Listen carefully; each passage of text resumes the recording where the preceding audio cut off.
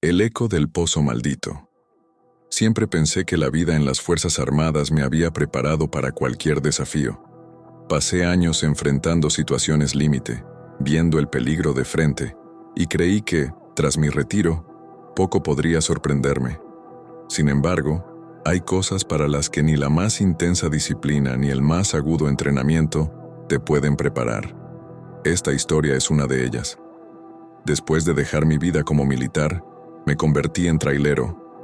Parecía un oficio sencillo en comparación con lo que había vivido en el ejército.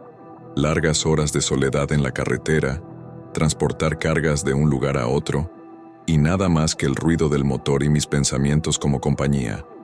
Lo que no sabía es que mi próximo viaje me llevaría a un lugar lleno de misterio y dolor, un lugar en el que el pasado y el presente convergerían de una manera que jamás imaginé.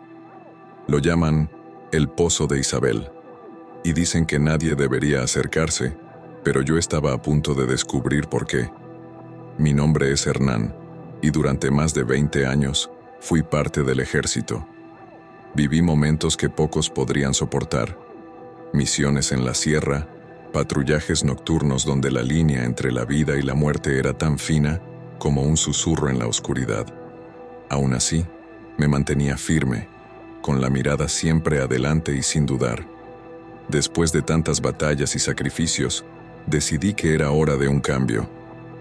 Dejé el uniforme, pero la necesidad de movimiento, de no estar atado a un lugar, me llevó a la vida de trailero.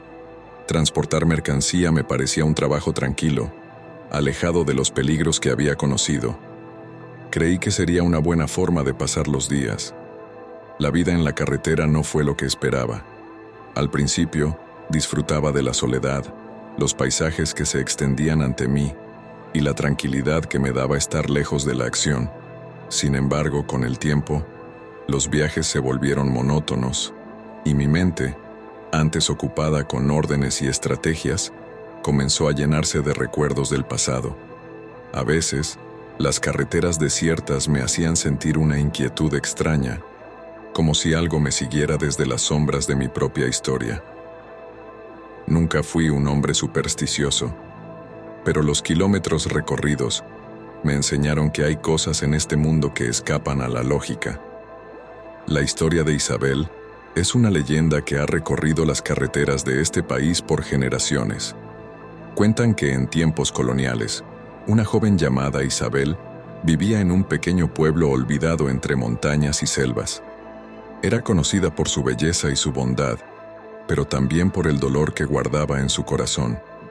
Se enamoró de un soldado que prometió volver por ella tras la guerra, pero las promesas a veces son tan efímeras como el humo.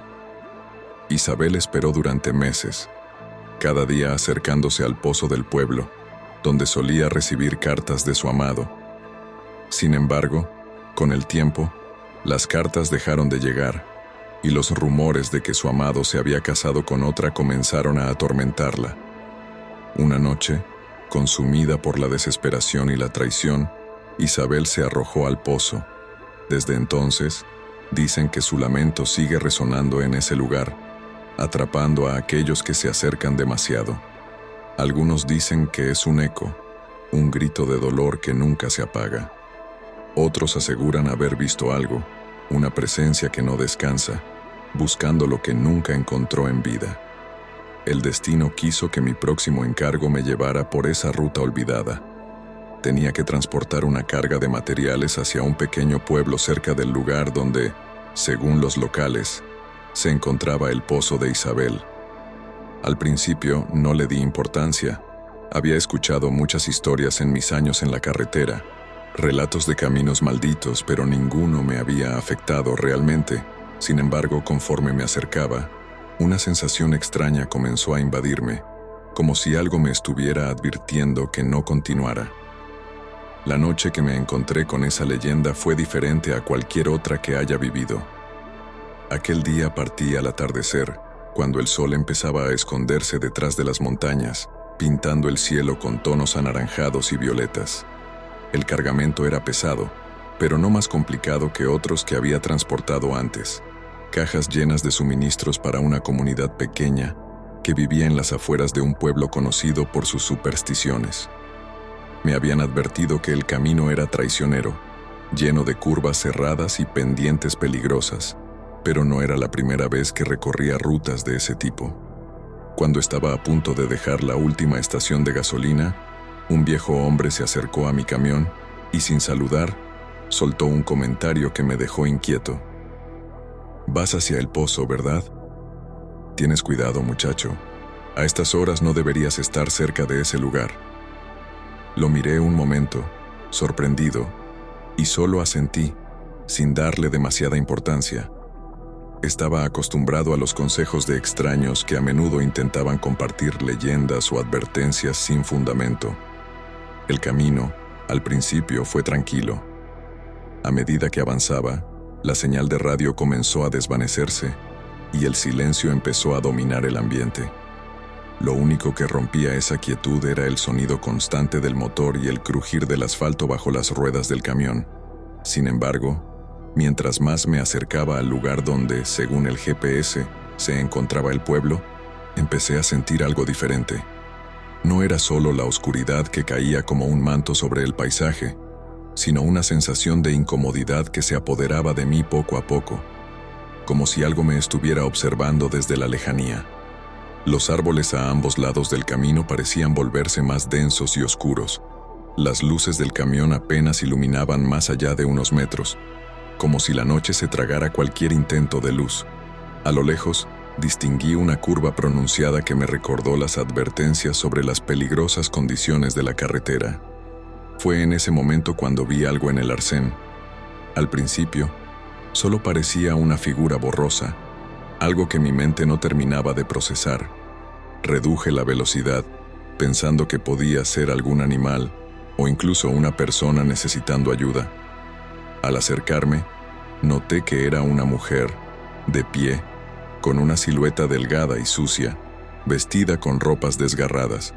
Su cabello oscuro caía en desorden sobre su rostro, y aunque no podía verle los ojos, sabía que me estaba observando. Algo en su postura me inquietó de una manera que no podía explicar. Pisé el freno con fuerza, haciendo que el camión se detuviera con un chirrido metálico. Mi instinto de soldado me decía que algo no estaba bien, que esa situación no era normal.